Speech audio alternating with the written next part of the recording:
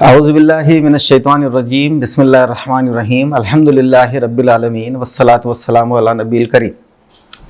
آج جس موضوع پر گفتگو ہونی ہے وہ ہے کہ اسلاموفوبیا کیا ہے اور اسلاموفوبیا کو ہم کیسے اس کو کاؤنٹر کر سکتے ہیں۔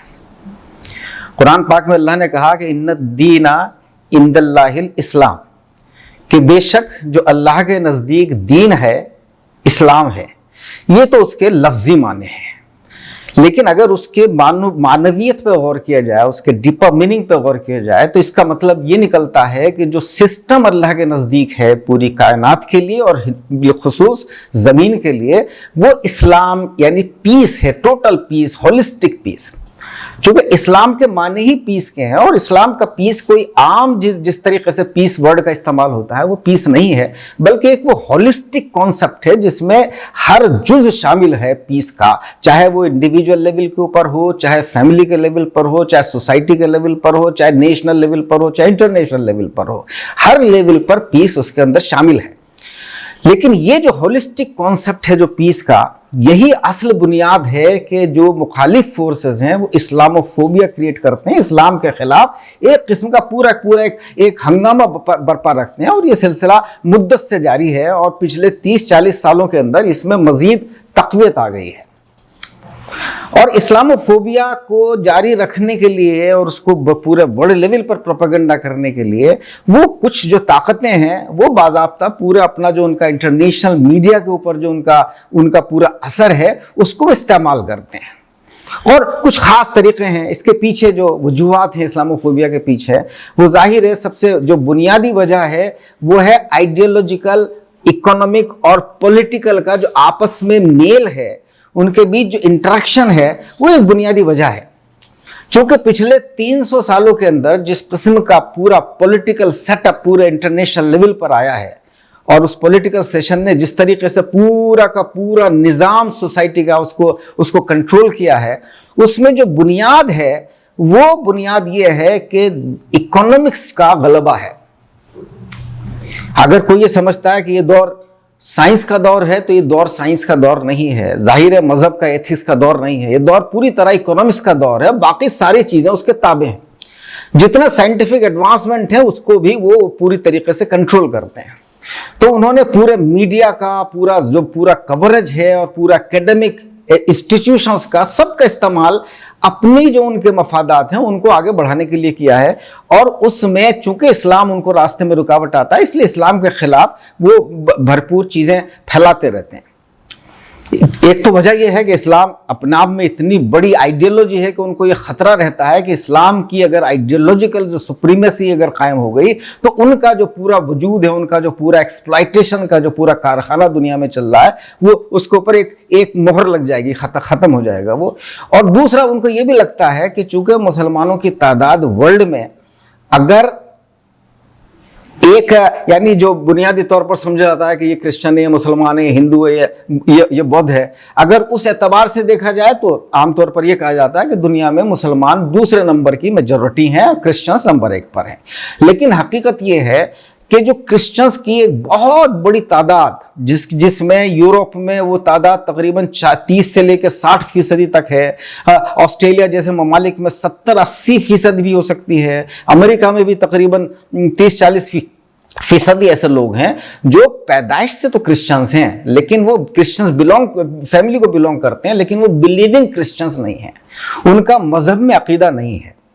لیکن اس اعتبار سے مسلمانوں کی بہت جو اوورویلمنگ میجورٹی ہے وہ مسلمانوں کی بلیونگ مسلمز ہے، وہ اسلام کے بنیادی اصولوں پر یقین رکھتے ہیں۔ وہ الگ بات ہے کہ عمل ان کا اتنا مضبوط نہ ہو جتنا ان کا ایمان ہے، لیکن ایمان کے لیول پر ایک بہت بڑی اکثریت جو 95 اور 100% کے بیچ میں ہے وہ جو ہے وہ بلیونگ مسلمز ہیں۔ اس اعتبار سے اگر دیکھا جائے تو مسلمان ورلڈ میں نمبر 1 میجورٹی ہے۔ لیکن چونکہ قبضہ آج کل ان پاورز کا ہے کہ جو بیشتر کل ملا کر مذہب کے اوپر یقین نہیں رکھتے اور مذہب کے علاوہ خاص طور پر اسلام پر یقین نہیں رکھتے، تو انہوں نے ان چیزوں کو آگے پھیلایا ہے۔ ان میں جو پہلی چیز انہوں نے کی ہے کہ وہ انہوں نے اسلام کو وائلنس سے جوڑنے کی کوشش کی ہے، جو سب سے بڑا اسلاموفوبیا کا جو سب سے بڑا جز ہے उस वायलेंस के अंदर उन्होंने ये बात करने की कोशिश की, उन्होंने वायलेंस का एक अंदाज से कैटेगराइजेशन कर दिया, और वो कैटेगराइजेशन उन्होंने इतनी चालाकी से किया कि ये महसूस होने लगे कि जैसे दुनिया के अंदर अगर सबसे ज्यादा वायलेंस में इन्वॉल्व कोई कौम है तो वो मुसलमान है। हकीकत इसके बिल्कुल बरअक्स है। वायलेंस को अगर टोटल कैटेगरी देखी जाए तो वायलेंस में ऐसा वायलेंस है जो खुद इंसान का खुद अपना पैदा करदा वायलेंस है, जिसमें जो सबसे बड़ा, जिसको मैं सबसे बड़ा जुल्म मानता हूं इंसानियत के ऊपर, वो है अबॉर्शंस। कि दुनिया में ये सुनकर आपको हैरत हो सकती है कि दुनिया में 5 से लेकर 7 करोड़ बच्चों को अबॉर्ट कर दिया जाता है। इस खाते हमल में उनको माँ की पेट में उनका कत्ल कर दिया जाता है, सिर्फ इस वजह से कि चूंकि उनके माँ बाप जो हैं उनको तमाम किस्म की जो जिनसे ताल्लुकात में उनको रहना है और उनको उस शादी उनकी बाज़ाब्ता होती नहीं है, तो इसलिए उनको ये सूट करता है। लेकिन इसके खिलाफ कोई आवाज नहीं उठती है। दुनिया में पिछली सदी के अंदर 18 करोड़ लोग वॉर्स एंड सिविल वॉर्स के अंदर मरे, जिनमें मेजर हिस्सा फर्स्ट वार और सेकंड वर्ल्ड वार का था। वो कौन लोग हैं? तो जाहिर है कि उनमें से जो बड़ी मेजॉरिटी है वो या तो क्रिश्चियन कंट्रीज की है, यूरोप और अमेरिका की है, या उनमें से मेजॉरिटी जो है वो रशिया और चाइना की है, जो उस जमाने के अंदर एक कम्युनिज्म की तरफ माइल हो गए थे। उनमें मुसलमानों का हिस्सा तकरीबन ना के बराबर है, मारने वालों में भी और मरने वालों के अंदर भी।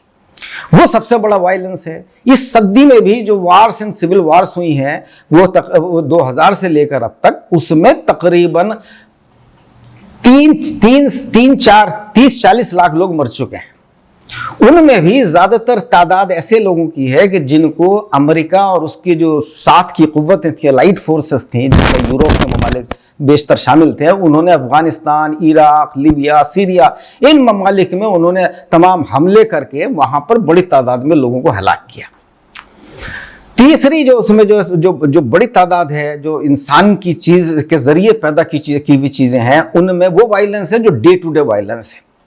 हर साल तकरीबन 20 से लेकर 30 तक अफराद का कत्ल कर दिया जाता है, मर्डर्स हो जाता है, और ये मर्डर्स की भी सबसे बड़ी तादाद उन्हीं ममालिक में है जो अपने आप को आज सबसे बड़ा सिविलाइज और सबसे बड़ा एडवांस कंट्री समझते हैं। अबॉर्शन भी उन्हीं में सबसे ज्यादा है, 80-90% अबॉर्शन उन्हीं जगहों पर होता है। उसके अलावा जो तमाम वॉर्स एंड सिविल वॉर्स में हिस्सा है वो भी सबसे ज्यादा उनका है, और सबसे ज्यादा हिस्सा जो मर्डर्स में जो क्राइम रेट्स है वो भी सबसे ज्यादा वहीं पर है, और क्राइम्स अगेंस्ट वीमेन भी मैक्सिमम वहीं है, वहीं पर सबसे ज्यादा रेप्स होते हैं, वहीं पर सबसे ज्यादा कत्ल होते हैं। लेकिन उसके बावजूद वो अपने आप को सिविलाइज कहते हैं, और उन्होंने मुसलमानों को बदनाम करने के लिए खास किस्म के वायलेंस को एक टर्म दे दिया, टेररिज्म।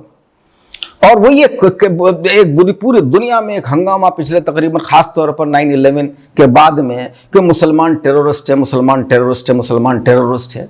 लेकिन टेररिज्म की भी मैं आपको बताऊं कि पहली बार तो कि 9/11 के अंदर जो टेररिज्म हुआ, उसमें जिन लोगों ने उसको अंजाम दिया, उस वाक़े को, those who executed the plan, वो तो दे पेरिश्ड विद द प्लेन्स, वो तो उन जहाजों के साथ मर गए। उनके बारे में कुछ पता नहीं चला वो एग्जैक्टली कौन लोग थे।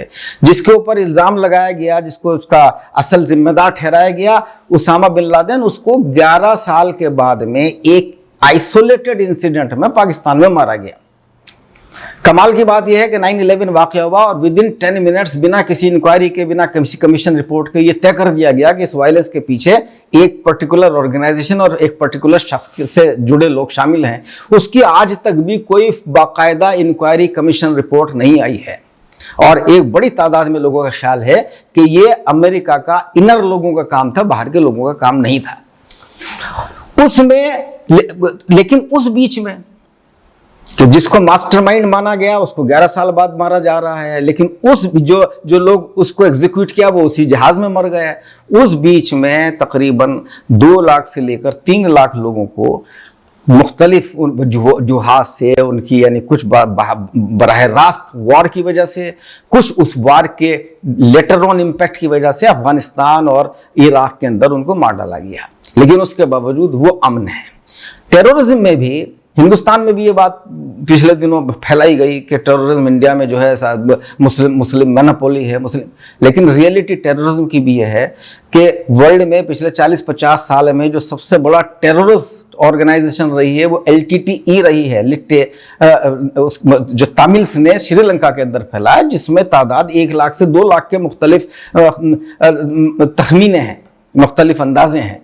इंडिया के अंदर भी पिछले तकरीबन 40-45 साल के अंदर तकरीबन 35,000 लोगों को टेररिज्म का शिकार होना पड़ा है। उनमें भी जिनका इल्ज़ाम सिर्फ इल्ज़ाम है, जो साबित नहीं है, मुसलमानों पर लगाया जाता है, उनकी तादाद 1,500 से भी कम है। बाकी सारे 32-33 हजार लोग वो या तो माओइस्ट हैं या बोडो वाले हैं या उल्फा वाले हैं या नक्सलाइट्स हैं। वो उनमें से 99% ऐसे लोग हैं जिनका इस्लाम से कोई ताल्लुक नहीं है, जो मुख्तलिफ मज़ाहिब को मानने वाले हैं। उनमें से एक बड़ी तादाद हिंदू की है, क्रिश्चियंस की भी है। इसका मतलब ये नहीं है कि मैं मानता हूं कि मजहब का कोई रोल है, मजहब का कोई रोल नहीं है, लेकिन उससे जुड़े लोग जो अपना आपको उस मजहब का दावा करते हैं, नहीं भी दावा करते, उसमें मुसलमानों को ही जिम्मेदार ठहराना कि मुसलमान टेररिज्म, और उसको भी इस्लाम से जोड़ने की कोशिश की जाती है। हम कभी नहीं कहते कि कोई भी दुनिया का मजहब वायलेंस नहीं फैलाता।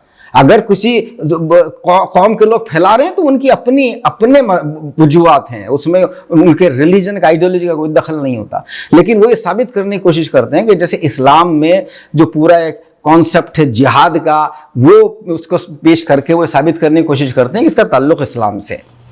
जिहाद के कॉन्सेप्ट पर भी मैं बात करना चाहूँ कि इसके एक वार का कॉन्सेप्ट हर आइडियोलॉजी के अंदर मौजूद होता है, चाहे वो रिलीजियस बेस्ड आइडियोलॉजी हो चाहे नॉन रिलीजियस आइडियोलॉजीज हो। रिलीजन बेस्ड आइडियोलॉजी में आप पूरी की पूरी जो हिंदू स्क्रिप्चर्स हैं उनके अंदर पढ़ लीजिए, उनके अंदर धर्म युद्ध में भी किस तरीके से अस्त्र शास्त्र और अर्थशास्त्र की बात की गई है। और आजकल के तो बहुत सारे हिंदू थिंकर्स ऐसे हैं कि जो वो अर्थशास्त्र से जो जोर देते हैं अस्त्र शास्त्र को, यानी एग्रेसिव वायलेंस को जोर देते हैं डिफेंसिव वायलेंस के मुकाबले में, ऐसे भी लोग मौजूद हैं। उसके गीता क्या और महाभारत क्या और रामायण क्या, इन सब में वॉर एक बहुत इंपॉर्टेंट कंपोनेंट है। जो त्यौहार हो रहे हैं, दशहरा हो, दिवाली हो, उनमें वॉर इंपॉर्टेंट कंपोनेंट है। बाइबल के अंदर क्रूसेड्स क्रिश्चियंस का एक बहुत मेजर एक हो रहा है। क्रूसेड्स के अंदर बड़ी तादाद में लोग मारे गए हैं, वो एक रिलीजियस कॉन्सेप्ट है। और जो पूरी की पूरी जो मॉडर्न फोर्सेस हैं, चाहे वो अमेरिका हो, चाहे रशिया हो, चाहे चाइना हो, फ्रांस हो, ब्रिटेन हो, उनकी जो मिलिट्री की स्ट्रेटेजी और उसके अंदर जो पढ़ेंगे आप, तो आपको सुनकर हैरत होगी कि रिलीजियस टेररिज्म का तो उससे कोई मेल नहीं है। वो बहुत ऊंची चीज है। उसमें उन्होंने जिस किस्म के वायलेंस को पूरे के पूरे उन्होंने फैलाया है और उसको यूज करते हैं, और जिस तरह यूज करते हैं उसके नतीजे के तौर पर जो 90% लोगों की डेथ हुई है वो उसके नतीजे के तौर पर हुई है। उसमें रिलीजन का, किसी भी रिलीजन का बहुत मामूली रोल है, और खास तौर पर इस्लाम का या मुसलमानों का तो बिल्कुल मिनिमल है।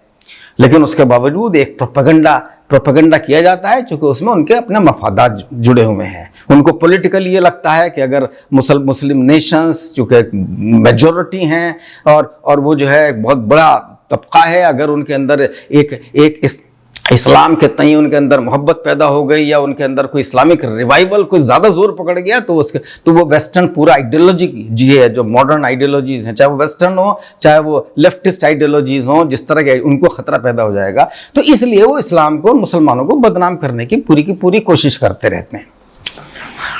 इसमें अब सवाल पैदा ही होता है, और इसमें मैंने बताया कि दूसरी जो चीज़ है, एक तो ये कि टेररिज्म वायलेंस, और दूसरा जो कॉन्सेप्ट वो इस्लाम को बदनाम करने में इस्तेमाल करते हैं, वो करते हैं कि इस्लाम पर्सनल राइट्स, खास तौर पर औरतों के मामले के अंदर एक वो बड़ा दोहरा मेयार अपनाता है, और उसमें औरतों को इक्वलिटी नहीं है।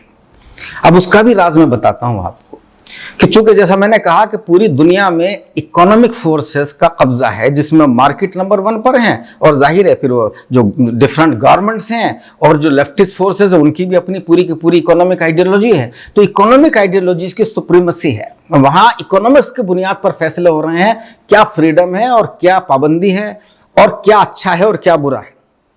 इस्लाम में इसकी बुनियाद इकोनॉमिक्स नहीं है। इस्लाम में अच्छे और बुरे की बुनियाद मोरलिटी है, या उसके इफेक्ट हेल्थ पर क्या हो रहे हैं, اس کے ایفیکٹ انسان کی جانوں پر کیا ہو رہے ہیں، اس کے ایفیکٹ فیملی سسٹم پر کیا ہو رہے ہیں، سوسائٹی میں کیا ہو رہے ہیں۔ اسلام کا پہلا مقصد یہ ہے کہ دنیا میں بغیر کسی وجہ کے، کسی معقول وجہ کے موت نہ واقع ہو، لوگ بیمار نہ ہوں، لوگ جو ہیں ایک وقت تو سب کو جان جانی ہے، لیکن لوگ ایسی بیماریوں میں ملوث نہ ہوں جس کی وجہ وہ خود ہیں۔ لیکن دنیا کے اندر آپ دیکھیے کہ دنیا کے اندر آج جن چیزوں کو بڑھاوا دیا جا رہا ہے، الکوہل ہے، اسموکنگ ہے، اور سیکسول تو تمام جو خرافاتیں ہیں، ان کی وجہ سے دنیا میں زیادہ تر اموات ان کی وجہ سے ہوتی ہیں۔ ابورشن میں نے بتایا کہ پہلے آپ کو بتا چکا ہوں کہ 5 کروڑ سے 7 کروڑ، الکوہل سے 30-35 لاکھ لوگ الکوہل سے ہر سال مرتے ہیں۔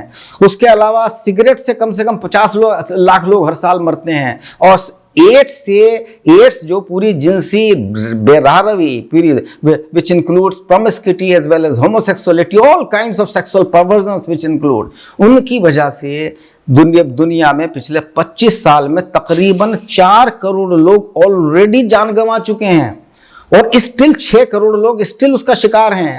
اور ایڈس کا کوئی علاج مدت تک نہیں تھا، کچھ اینٹی وائرل ڈرگس آئی ہیں، لیکن وہ بھی مکمل علاج نہیں ہے، ان سے صرف عمر تھوڑی بہت بڑھ جاتی ہے۔ اس کے علاوہ اس سے آج تک صرف آن ریکارڈ 2 آدمی ایسے ہیں کہ جو اس دواؤں سے HIV سے باہر نکل آئے ہیں، ورنہ اس سے بھی علاج ابھی بہت ادھورا ہے۔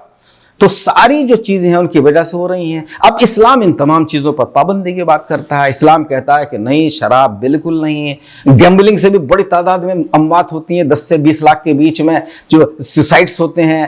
اسلام نے مرڈرز کے اوپر، کرمنل جو سسٹم ہے اسلام کا اتنا مضبوط ہے کہ جس میں مرڈرز بہت منیمل گنجائش رہتی ہے۔ اسلام میں اگر اسلامک جو سسٹم ہے، پورا میرج سسٹم جس طرح کا اسلام میں مضبوط ہے، اور جس میں صرف ایک میل اور فیمیل کو آپس میں میرج کرنے کی اجازت ہے۔ آج کل تو ہوموسیکسولیٹی کا زمانہ آ گیا ہے، اب وہ اس میں HIV جیسی اور STD جو مختلف قسم کے سیکس ٹرانسمیٹڈ ڈیزیزز ہیں، ان کے لیے کوئی گنجائش نہیں ہے اسلامک سسٹم کے اندر۔ ان کی وجہ سے ڈیتھ ہونے کے امکانات منیمل ہو جاتے ہیں اسلام میں۔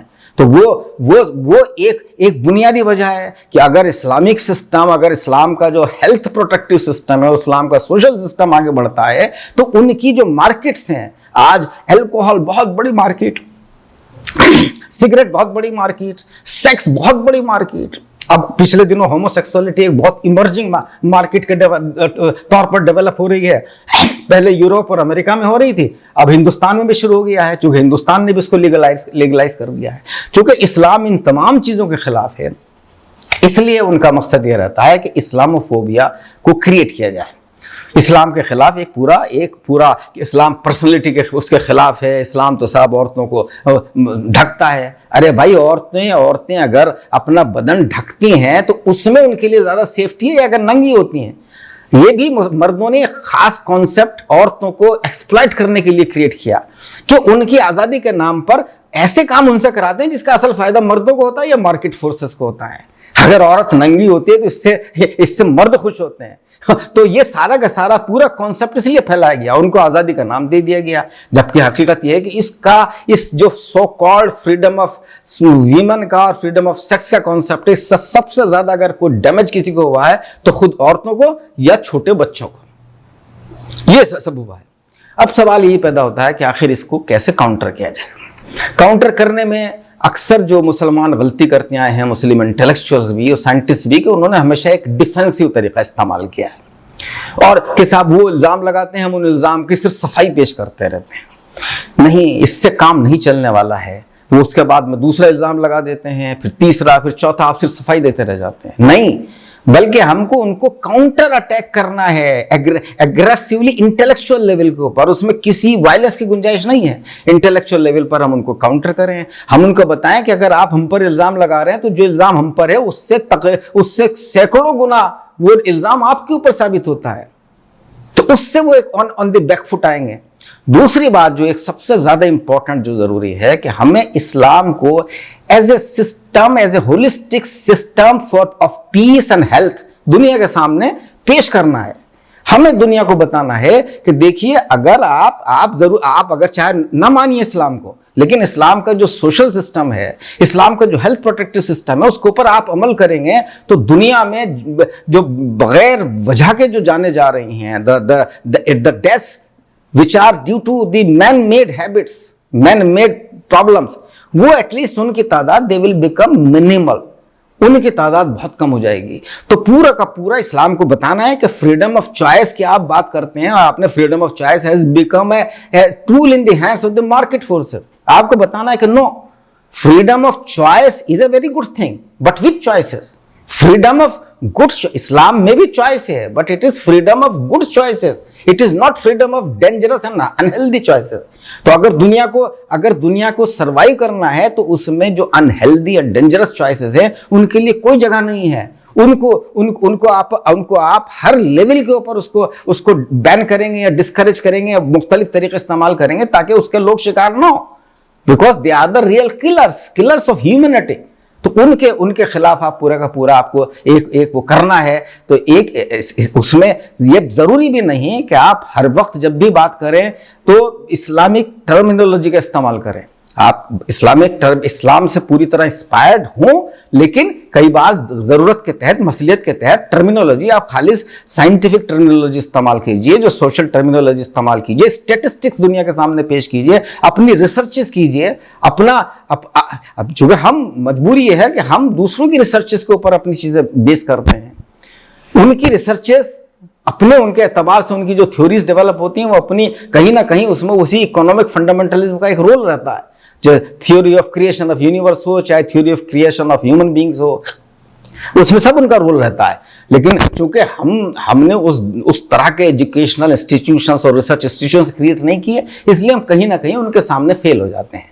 तो जरूरत यह है कि हम अपना पूरा का पूरा एक रिसर्च हर फील्ड में, प्योर जो नेचुरल साइंसेस की फील्ड है, हेल्थ साइंसेस की फील्ड है, फिलोसॉफी है, सोशल साइंसेस हैं, उनमें हर फील्ड में हम अपनी रिसर्चेस जो हम तय करें कि हम किस चीज़ों पर रिसर्च करेंगे। ये नहीं कि जो सिर्फ वेस्ट से कॉन्सेप्ट आ रहे हैं बस हम उन्हीं को पिकअप कर रहे हैं, उन्हीं को आगे बढ़ा रहे हैं। तो मीडिया को बहुत स्ट्रांग होने की ज़रूरत है। हमारा सबसे बड़ी जो कमज़ोरी है कि हमारा इंटरनेशनल लेवल पर भी हो चाहे नेशनल लेवल पर हो, वो मीडिया बहुत बिल्कुल ऑलमोस्ट नॉन एग्जिस्टेंट हो गया है। वो मीडिया भी बहुत सारे गैर मुस्लिमों के हाथ में।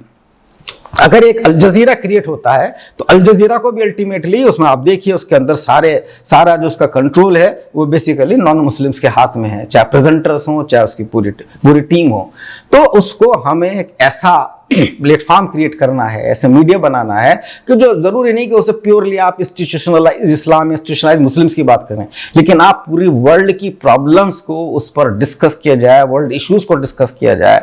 उसमें वर्ल्ड इश्यूज में वो चीज सामने रहनी चाहिए हमेशा कि health and social peace and family system का जो सर्वाइवल है, this is the most important part. This trio should never be forgotten. What is important in Islam is कि Islam presents a three dimensional concept जिसमें fundamental rights, fundamental duties and fundamental prohibitions तीनों का हिस्सा है। हराम भी क्या है, क्या चीज का आपको इख्तियार है, हलाल आपके लिए क्या है, और क्या चीज आपका ऊपर फर्ज है। Unfortunately, in the modern systems, wherever they exist, चाहे whether it is in the West or in India or anywhere, all constitutions talk of only either fundamental rights, mainly, दूसरा fundamental duties, fundamental prohibitions का कोई जिक्र नहीं होता।